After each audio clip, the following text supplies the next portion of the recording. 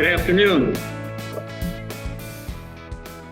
Living by looking at students' faces. It's kind of an unusual experience.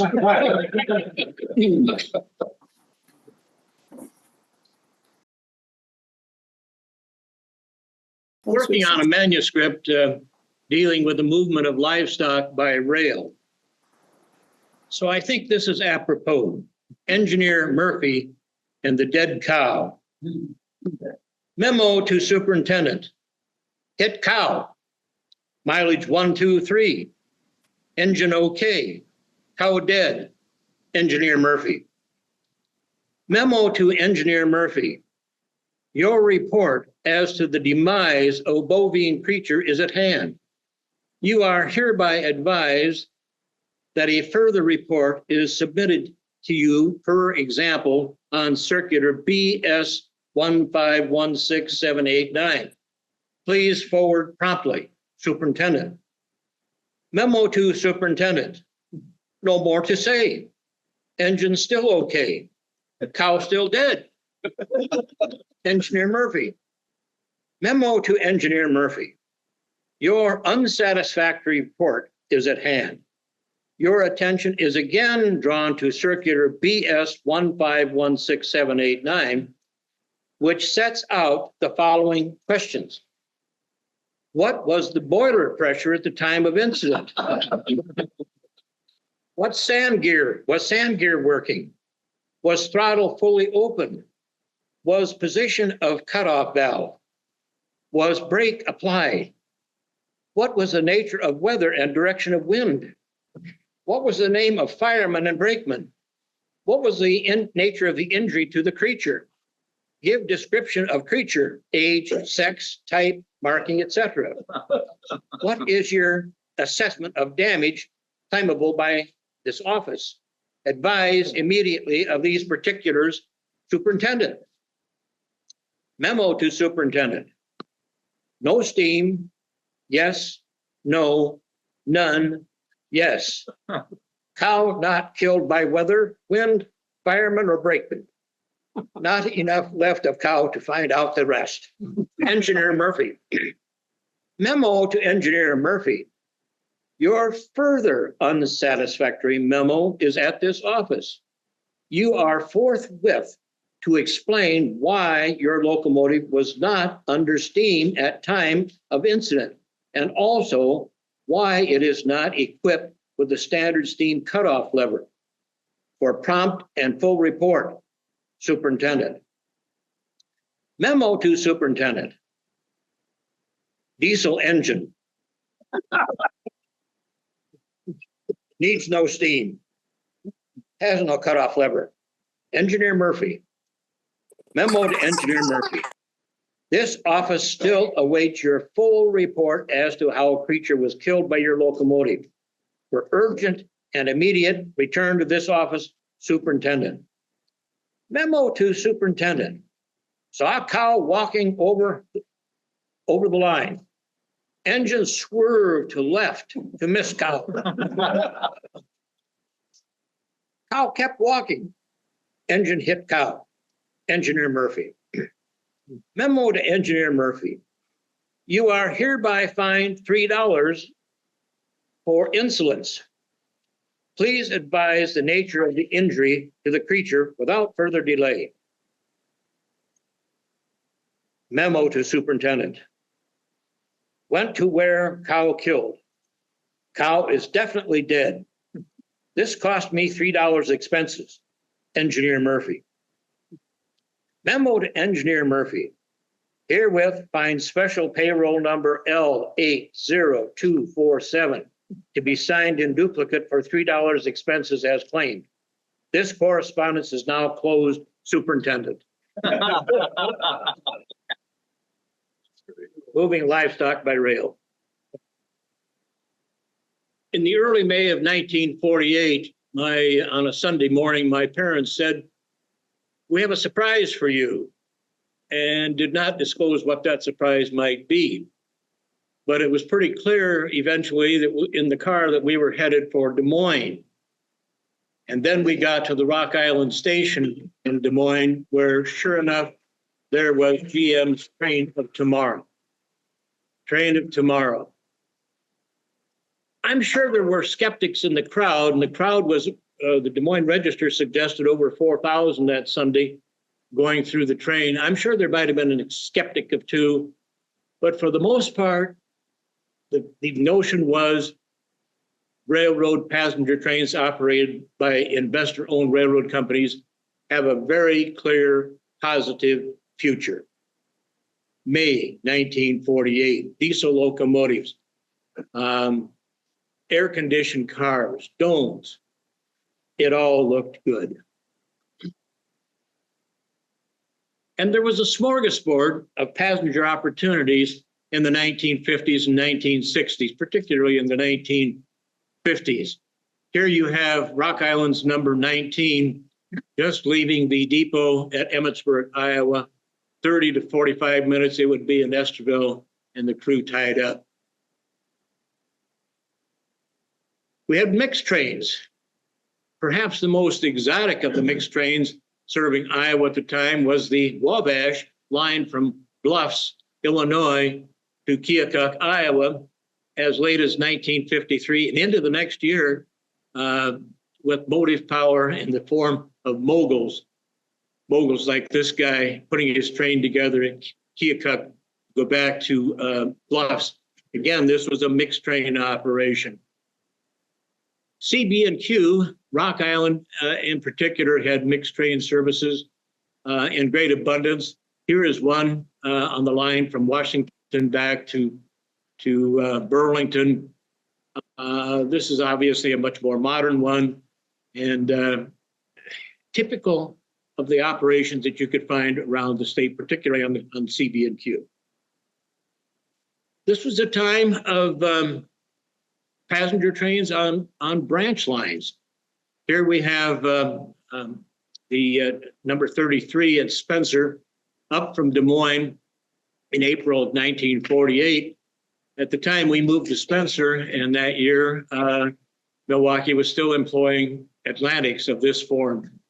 And we would have steam on 33 and 36 until into 1950. Here we have a CNNW train, the up train from Des Moines and Ames at Webster City. It's headed for Eagle Grove, 3-car train, typical of that kind of branch line service that you would see at the time. Gas electrics. There was a plethora of gas electric operations around the state. This is, as some of you might guess, a favorite of mine. It is number 2 at Grand Junction. You can see on the right the CNNW tower, on the left the Emmons St. L station. This is a Sunday. The mail messenger driving his Chevrolet has come to pick up the pouch from the RPO clerk. Shortly, the train will rumble off to Des Moines. Perhaps the homeliest of the gas electric operations in the state was this CB&Q, a train, up train from Ottumwa to Des Moines. Here it has turned and is ready to go back to Des Moines. Gas electric power, recently replacing steam. The era of steam on 33 and 36 has ended. This is 36 coming into Spencer from Spirit Lake. The view is taken from a Milwaukee 1200, a 280. It's tied up at the engine facility there. The engine watchman was perfectly willing to have teenagers come and sit in the cab as long as they had scooped the cinders off the ash pit.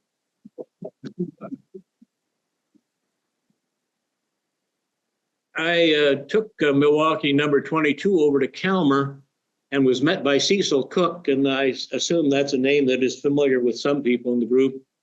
Cecil was at walk-on. He picked me up off the train, and the next morning we went to take photographs of the last trips on the Cedar Rapids to Calmer line. This is at Jackson Junction, headed down to the I&D. to get my way back to Spencer, I never did take a direct route. So I had a ticket to go from Calmer to Cedar Rapids, and when Walt Hollenbeck found out that I was going to ride on the train, he said, "Why don't you just come ride with me?" And I did. Can you imagine that? And I mentioned something about Fayette Cut, and he said, "Oh, you want me to stop and you can get a picture there?" How about that? Yeah, does a bear like honey? Yeah, sure enough. And this was still the era of interurban service in the state of Iowa, but it was coming to an end rather quickly. On Memorial Day of 1953, Krandic ran its last operation using all 6 cars. It was really quite an entourage. Even Senator Burke Hickenlooper was aboard one of these cars. It ran in 6 sections. This is at Iowa City, ready to go back for the last time to Cedar Rapids. As you might anticipate, this is my favorite, the Fort Dodge Des Moines and Southern, which we used very often during the war years and after from Fort Dodge. This is at Shady Oak, just south of Fort Dodge, coming up to Lundgren Corner. Elsewhere in the state, of course, Waterloo, Cedar Falls, and Northern. This car has just left Cedar Rapids, headed north. There's the IC on the left. Fort Dodge, Des Moines, and Southern was perfectly agreeable to railroad fan trips. And this was a monumental trip out of Boone. This is at Harcourt. It's crossing the CNNW branch there. This was a long day, photo stops encompassing all the lines north of Boone, up to Fort Dodge, over to Webster City, down to Lehigh and back to Fort Dodge, down to Hope, up to Rockwell City and back to Hope and Boone. It was nearly dark o'clock when we got in that night. Fort Dodge, Des Moines, Southern, a really hospitable operation. And so was CNNW, for that matter, at this time. You may notice that its garb here is a little unusual for a CNNW locomotive. And that's the work of Wilson B. Lemberger of Weaver, Iowa. Lemberger ran the lumber yard there, and he thought that these locomotives did not have enough striping. And somehow or another, he convinced the engine people at Eagle Grove that he should be allowed to dial up this R1. And it was. Here's the train leaving. And I tell you, those R1s, a beautiful melodic steam locomotive whistle coming up the Iowa River Valley from Iowa Falls to Alden. Beautiful, beautiful sound. Here we are leaving Alden. This is a regularly scheduled train with 2 R1s. And again, Lemberger's been around, as you can see. This is a train that regularly scheduled train out of Eagle Grove to Elmore. Back then, of course, yes, CNNW owned stock control, or mostly stock control of the Omaha. But this CNNW train would go to Elmore and interchange it with the Omaha. What you can't see here is that at the back end of the train are 3 or 4 coaches. So it was a fan trip of sort on a regularly scheduled train. Here it is coming into Algona on a very rainy Saturday morning. The next year, or the same year, 1955, this will be the last of these Iowa chapter trips on the CNNW. An 8-car enterprise coming out of Tama.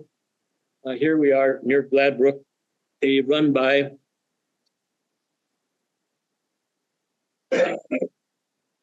famous CB&Q 5632. Got the signal at the Rock Island Tower in Fairfield and came to a stop. And here it is coming across the Rock Island Diamond headed west. That was a beautiful locomotive, if ever there was one. There were, in these years, special trains also. Here we have a Luther League special at Manly. I think the train was ultimately headed for Florida, probably by way of Chicago. I would say about an 18-car train, something like that. And a few weeks later, the Royal American shows, I think going from the Minnesota State Fair, probably to the Kansas State Fair, passing through Mason City. On the right is the CGW switcher that was always stationed, it seemed, across from the depot, CGW depot in Mason City. If you saw this picture, I think you'd have to come to the conclusion that Rock Island was really a financially viable enterprise.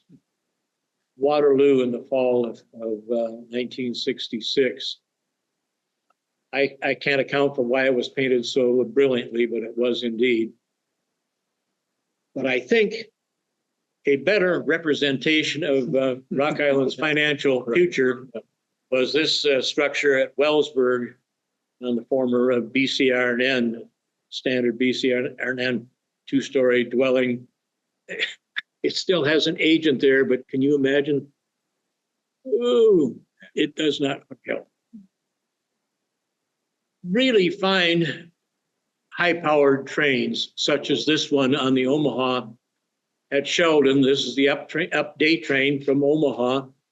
It has connected at Omaha with eastbound UP trains, passengers, express mail, headed for Minneapolis and St. Paul, near the crossing of the Milwaukee Road at Sheldon. This is Milwaukee Road number 11, the offering from Chicago to Canton through Spencer. By the winter of 51-52, steam was not typical. The diesels had failed someplace along the line, and 802 was the relief locomotive stationed in the roundhouse. Mason City called out for duty. Train here is several hours late. Happy on a Saturday, so I could be there to witness it. Des Moines, Rock Island. Boy, was that a busy place at one time. Here's the Corn Belt rocket in from Omaha, headed for Chicago. In a few minutes, the Twin Star would be there with it, exchanging passengers, mail, and express. Well, here's a favorite. This is Weaver, Iowa. In the background, you can see a house. That was Wilson Lemberger's home. He owned the lumber yard there, and that's his truck there. And the Wabash car is a load of lumber that he is unloading. Here's the up train from that ran very briefly from I'm not sure if it was Quincy or Hannibal, maybe mostly Quincy, I think. But you'll recognize that form of locomotion. Here's the maid of all work at Boone, in from Chicago, number 15. High stepping Pacific locomotive. It would turn and head back later that afternoon. This IC number 11 at Iowa Falls. Steam was in its last legs here on the Iowa division, and in 1954, I think there are 7 or 8 head-end cars and maybe 2 or 3 coaches and a sleeper. And that mountain-type locomotive and that locomotive engineer, they knew how to prance down the highway.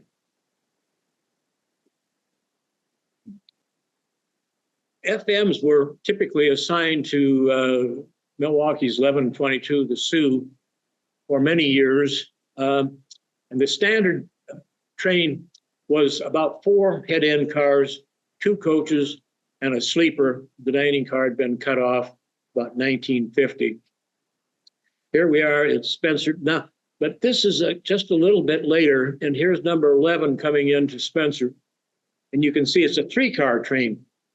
And what had happened was the 7-car train into Mason City had been trimmed, 3 cars going west, except On Saturday and Sunday, there was no switch engine on duty at Mason City. So the entire 7-car train went through to Canton and turned. So curiously, on the west end of that piece of railroad, you did have Pullman or a sleeper service to the very end in 1960. Here's a maid of all work on the Great Western, the up train from Kansas City through Des Moines, Marshalltown, Oelwein, and into the Twin Cities at the Highway 3 crossing just above Oelwein in April of 1961. Here's one of my favorites. This is from the Manly Tower. This is one of the very last trips of the Twin Star rocket up from Texas. And in the background, you can see signaling that suggested the operation there from that tower. The former Emmons St. L, CNNW, and Rock Island up from Cedar Rapids there, as well as the train coming off the CGW from Mason City. It still has a 60-foot RPO class RPO car, and a train of maybe 8 to 10 cars. Manly Tower, long gone. Here's a train I suspect most of you are not familiar with. IC rejiggered its schedule for the Land of Corn, sending the corn out of Chicago early in the morning into Waterloo at mid-afternoon.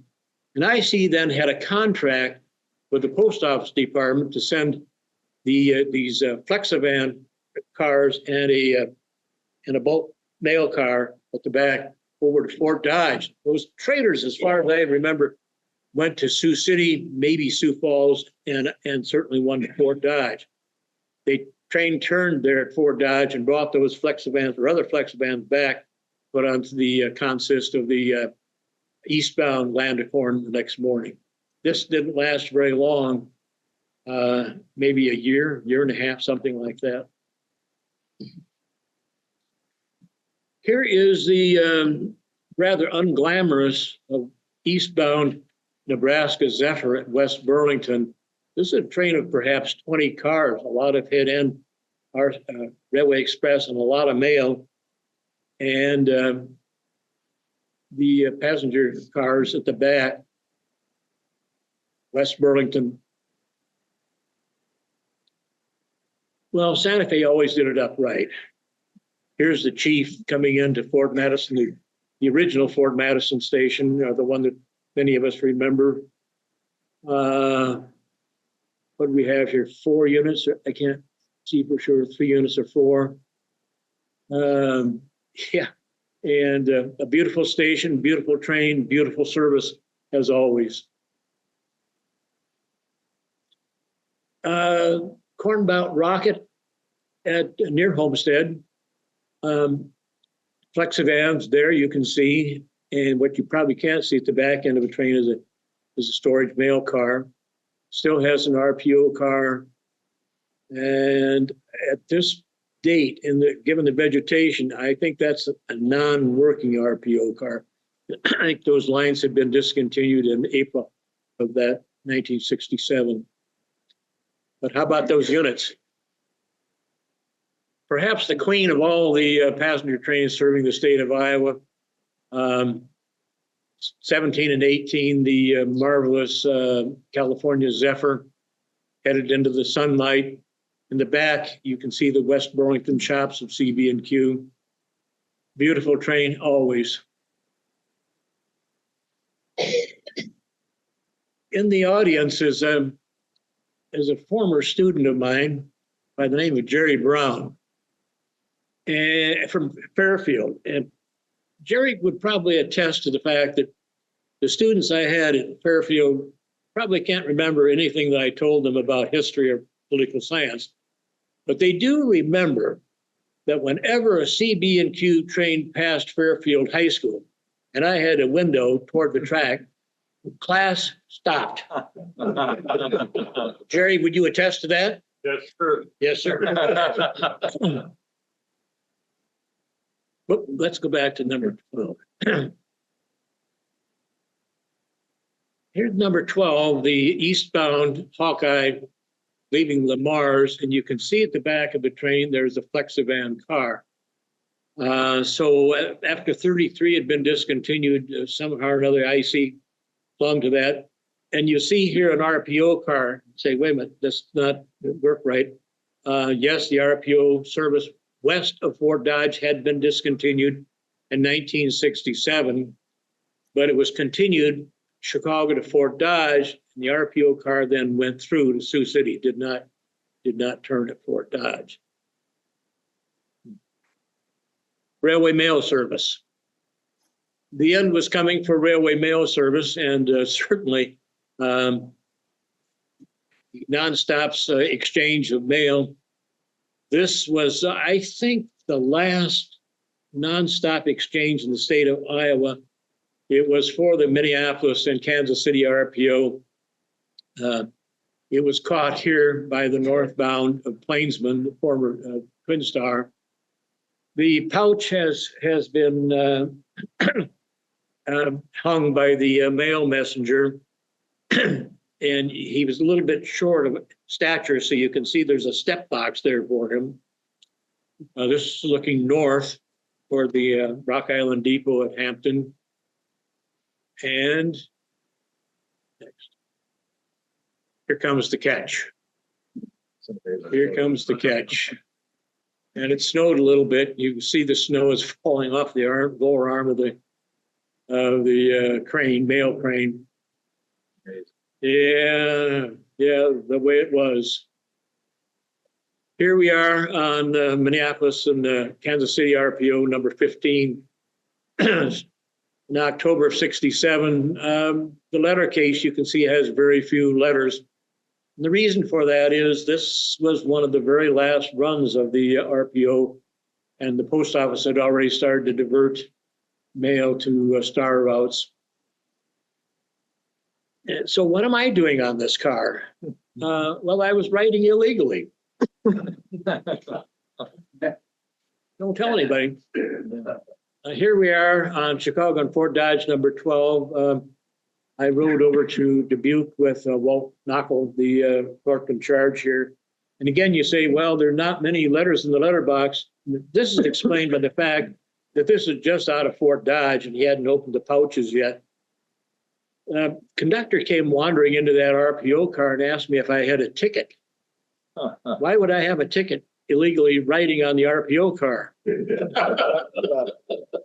But fortunately, I did have a ticket. Men working on the railroad. On the right, in Spencer, you have the Railway Express agent, whose name I unfortunately now can't remember. On the left, you have a locomotive engineer on the up train from Des Moines. I don't know if his work rules called for him to clean the snow off the window. Maybe he filed a claim later. But if he wanted to see going north, he'd better clear this window. It's been a tough day. Not so tough for Bill McCutcheon, the baggage man on that train. Boy, talk about a dull, boring job. What did he have to do? Maybe 2 or 3 bags on the trip from Des Moines to Spirit Lake and to tag into this operation. He also had to handle the Railway Express. You can see a switchman here at Des Moines Rock Island Station. That 377 was always around, it seemed to me, puttering and putting a train together in this case. It's a cold day, hard work, that switchman. There's a steam locomotive on the right. My memory is that steam locomotive was not in service, as it were. It was rather there for steam heat for the Rock Island facilities there. Here's a man that maybe some of you rode with or at least knew about, Albert P. Butts, a remarkable guy, always fun to be with. And during the war years, when we lived at Callender and then Fort Dodge, that's how we got to Des Moines. And if cars were packed, as they typically were during the war years, Well, would you like to ride ahead with? Yeah, we could do that. Al Butt's a remarkable guy and did some writing of his own, which was really quite informative. Al Butt's on the train leaving for Boone and Des Moines. Bill Chase. In the last week of operation on the Milwaukee operation up to Spirit Lake, Bill asked me if I'd like to ride up to Spirit Lake back with him. And of course, the answer was yes. Here we are. He's in charge, running the gas car. He always called it gas car. Gas, never gas electric, always the gas car. Headed up to Spirit Lake. Spirit Lake. Bill Moody changed out of his uniform, put on his work clothes, and turned the gas car. Yeah, it was an Armstrong operation.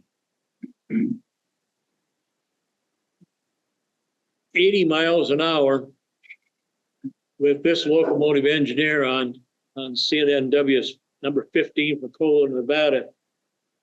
Boy, that was interesting. Here's the engineer of a gas car at Mason City on number 8, headed down for Marshalltown, Oskaloosa, Albia. Here's a crew of one of the fan trips. And I don't know, but I suspect that these men were really in their glory, being able to don their passenger uniforms one more time. Conductor and brakeman in front of the local R1. With Webster City. This Walt Hollenbeck on the right, and the conductor on that train, that last trip from Calmer. No, that Milwaukee line wandered all over eastern Iowa, which was just fine with me because, as I said, I rode with Hollenbeck all the way from Calmer to Cedar Rapids. Last trip. There were lots of those last trips. These are workmen who never get any recognition or attention. Here's the baggage man on the Sioux there in the car. And on the left, that man whose name, I can't remember his name, his nickname was Swede. And he had been the water tender for the Milwaukee Road at Spencer. And somehow or another, Milwaukee Road kept him on the payroll until he took his pension. Swede. Brakeman, passenger brakeman on number 22 at Dickens, a couple of trips before the last trip. And on that same train, the Milwaukee sleeping car porter putting bags aboard at Mason City. The Sioux would have 2 more trips, and then it would be over for that train, at least west of Madison. Back on the mixed, CB&Q ran a mixed operation from Fort Madison out to Stockport 6 nights a week. And it got to be rather famous for persons who would like to ride out from Fort Madison to Pilot Grove, because there was a Friday night fish fry at the tavern there. And they would stay at that tavern as long as it took for that train to come back from Stockport. And sometimes it was pretty late.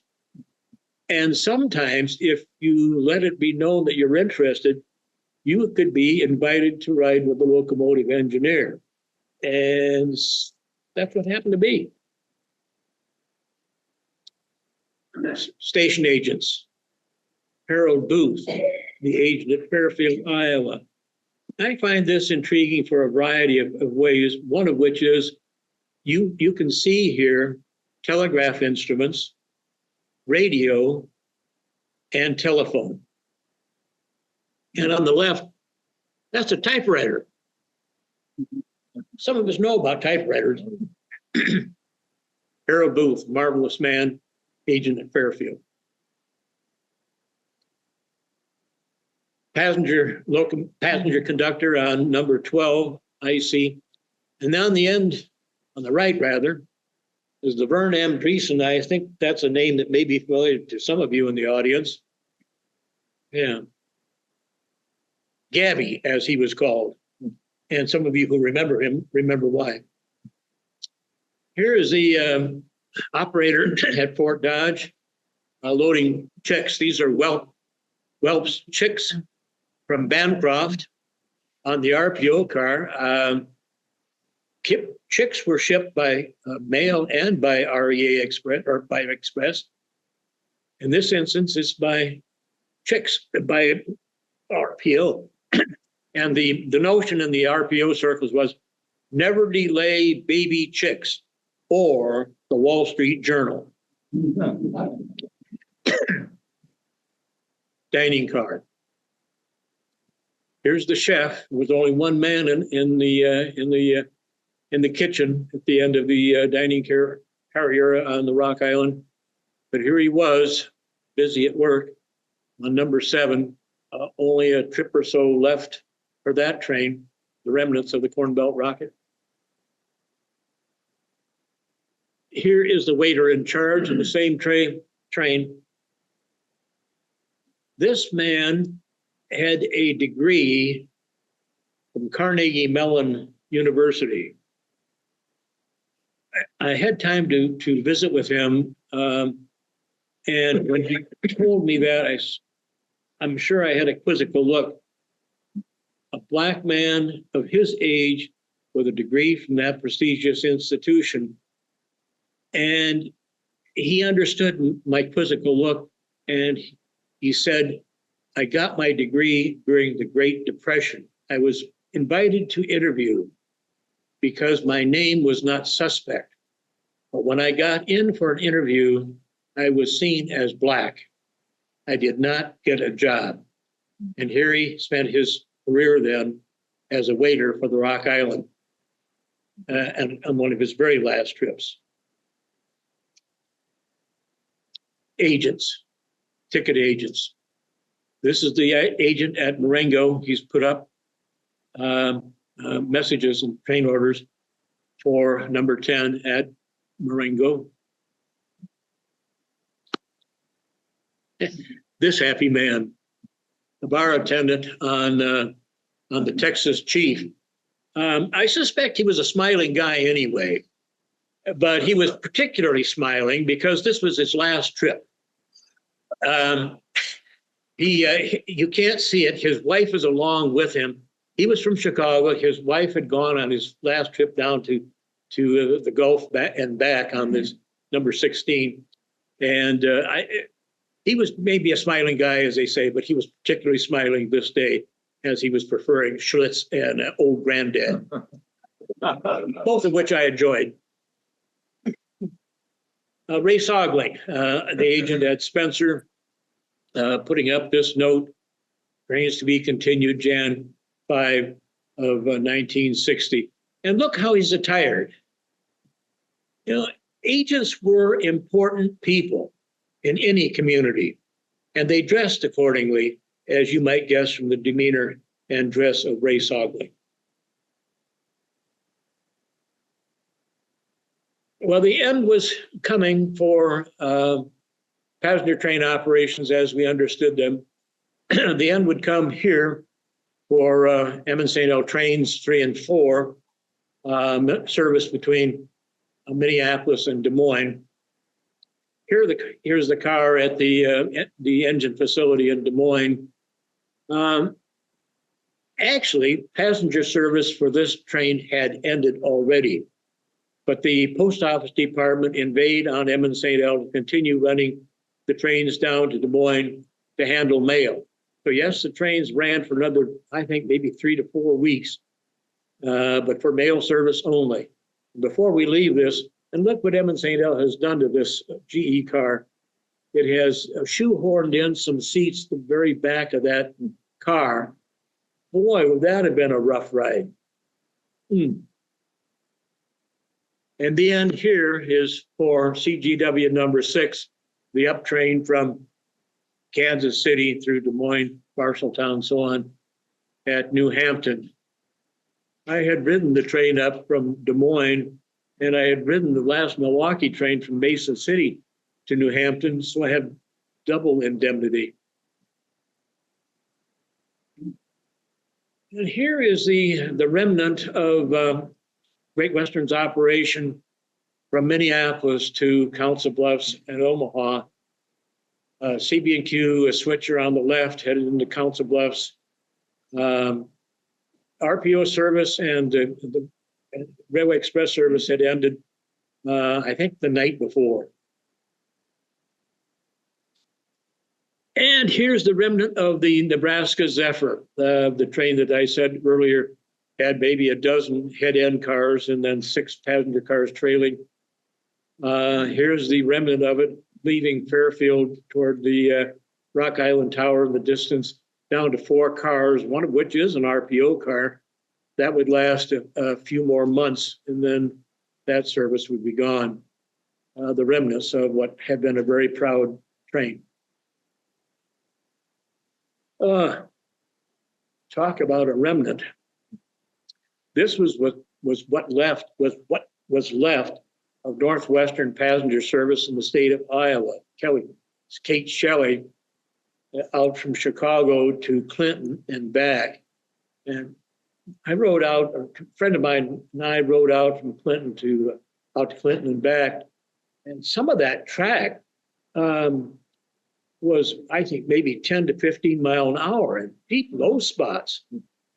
Hard to think of that as a track that had once carried the famous cities trains. So here's the remnant of CNW passenger service in the state of Iowa. Well, Santa Fe was Santa Fe standard to the end. Here we have the new passenger station in Fort Madison and new locomotives, or newer locomotives, on the Texas Chief. But on that train and on all other Santa Fe trains, it was first-rate service, as it always had been, right to the last days before Amtrak. Well, again, another sad remnant. Here is the Hawkeye out from Chicago at Storm Lake. I think a 3-car operation, 1 locomotive and 3 cars. Sleeper had been discontinued before that.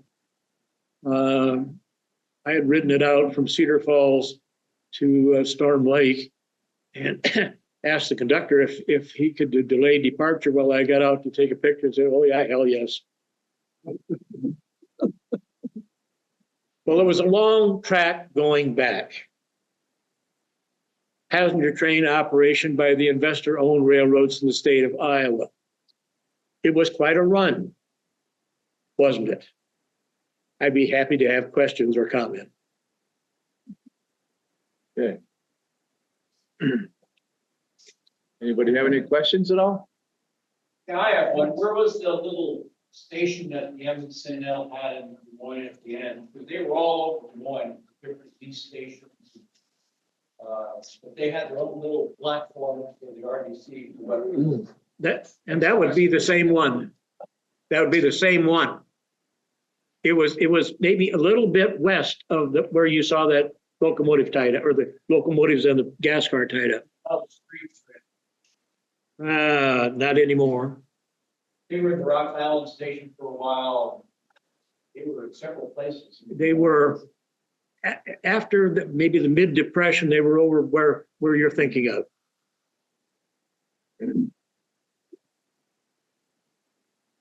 October 1st, 1967 was a pretty bad day for railroading, because that was the day that the entire private system went bankrupt. Because they got the mail on trucks, and there was a few odd routes left. Basically, coast to coast, it ended one day, midnight, October 1st, 1967. Of course, the Kate Shelley train that you saw there out of Clinton, that was scheduled at 5:55 a.m. That was probably taken in the summer. Yeah. Daylight here. Yeah.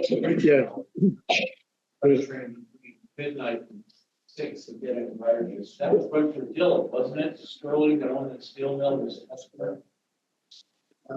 I don't know.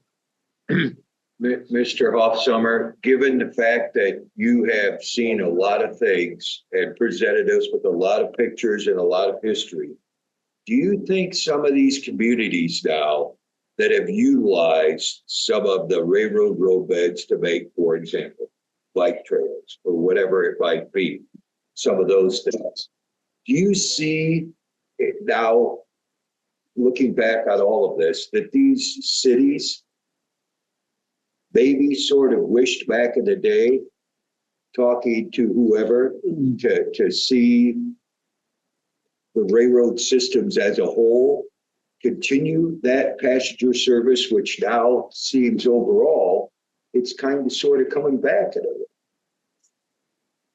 What's your thought on that? I know it's a loaded question, but.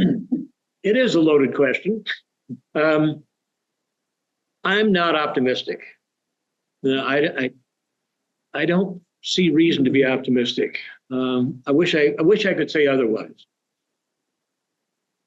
If gasoline went to about $12 a gallon, there may be some kind of remorse and change in public policy, but I just don't see it right now. Could you elaborate on passenger service for the Fort Dodge Des Moines? Well, passenger service on the Fort Dodge, the one in Southern. As I said, we lived in Callender and then Fort Dodge. And my dad worked for first the S. Hanson Lumber Company of Boone, which made him come down on the juice line to Boone, and later Bankers Life of Iowa to Des Moines. So we used the Fort Dodge Des Moines Southern frequently. And Jim Dewey, who was here tonight, he's a Catholic classmate of mine. He did too. During the war, we went down to Des Moines one time when the two cars, and they were absolutely jam-packed, particularly with servicemen. And it was standing room only in those cars. Of course, after the war, it got to be pretty puny pretty fast. But you were always welcome. My dad said, you really get your money's worth on the Fort Dodge, Des Moines, and Southern because you go just as far up and down and sideways as you did forward. Which was true. You remember that, Jim? Yeah. You know what the work rules were in terms of the manning on the passenger trains in Iowa? And were they the same in Illinois as all these states or what? Because I can remember, there being at least a fireman and an engineer and a conductor and probably maybe a brakeman. I'm not sure. You know what the manning rules were? Well, during the age of steam and even beyond, if it was on a diesel locomotive, not a gas car one, engineman. But there were probably two brakemen on an intercity passenger train. And I made fun of Bill McCutcheon, but labor rules called for the baggageman to stay on that train even after the mail was gone, and you hardly ever had any baggage to handle. So there were those kinds of work rules. And then if the train was even longer, like on the California Zephyr, you might have three brakemen. I remember. And a Pullman conductor. And Pullman. It was a major hassle when I was a kid that I remember. My grandfather was he was a bid engineer from Esterville to Cedar Rapids. Yeah. When he was on the meat run for 20 years, and then he was on the passenger run until 57, until that was abolished. But that issue of feather bedding was a major issue, not just on the economics, but culturally with the railroad people. Yeah. I mean, some people here are familiar with that. It was just a completely different time, as opposed to what we go through now. Oh, yeah. Completely. Well, Evan St. L had on the up train from Fort Dodge to Spencer, Esterville, had a locomotive engineer, locomotive fireman, two brakemen, and a conductor. Well, back then, they did way work at every station practically, so you could justify, I think, the two brakemen and the conductor. how you could justify a fireman on a diesel locomotive.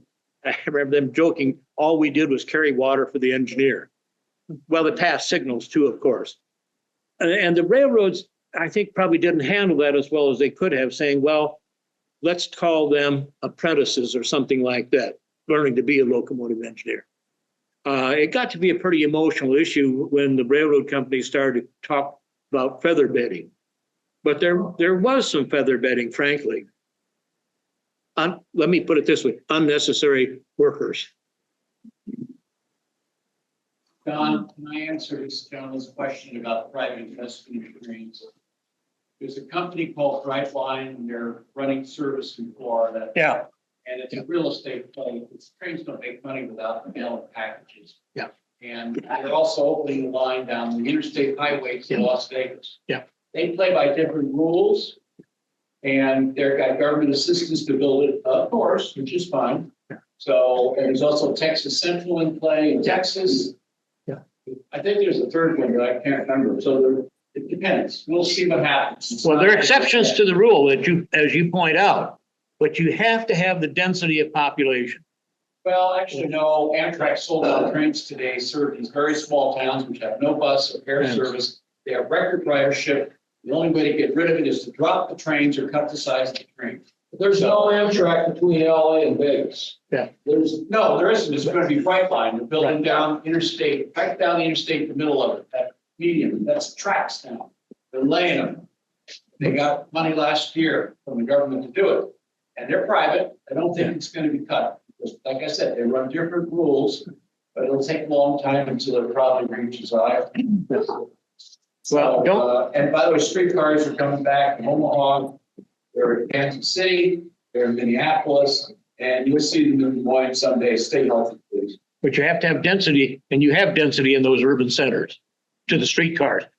Now, if you're talking about small town America, and you've got, let's say, 15 people getting on the Amtrak train, if you had some way of defining how many people entered their automobiles for intercity traffic from that same community, I think the numbers are just overwhelming. What's the read on the Borealis? It seems to be pretty successful. I don't know if you've ridden it or not. I have not, but I've heard good things about it. Yeah. Well, they And added density is another- up. They added another run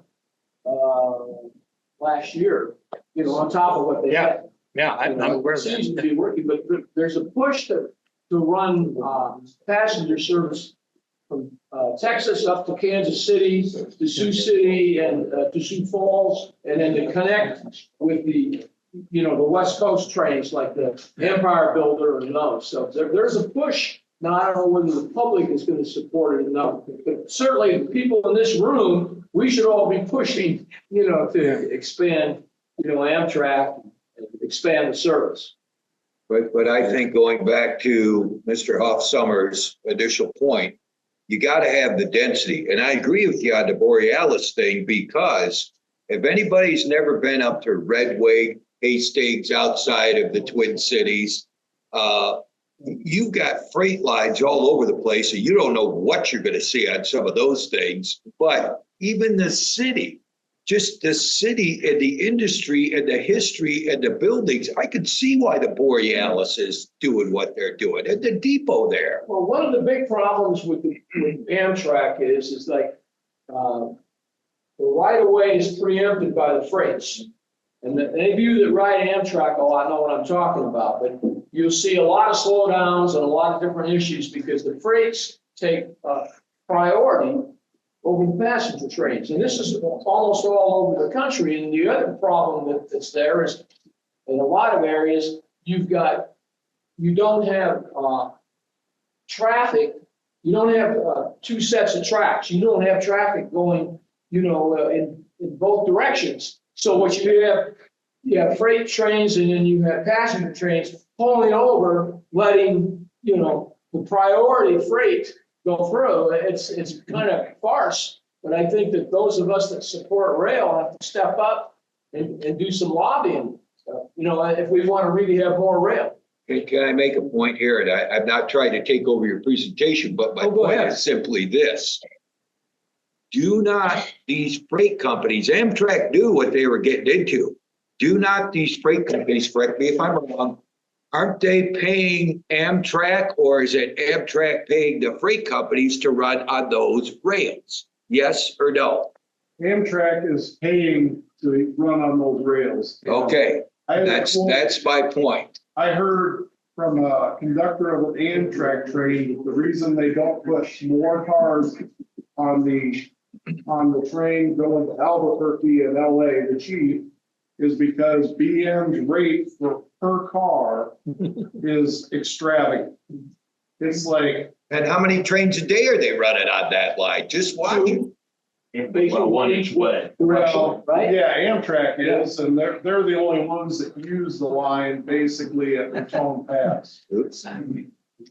You'll forgive me for sticking up for the freight railroads. But, I think if you get around railroad managers who've had 2 or 3 martinis, they'll probably tell you the truth. And that is, they see that these passenger trains are a pain in the ass. I've always heard. Yeah, if we only had a dispatcher here who could tell us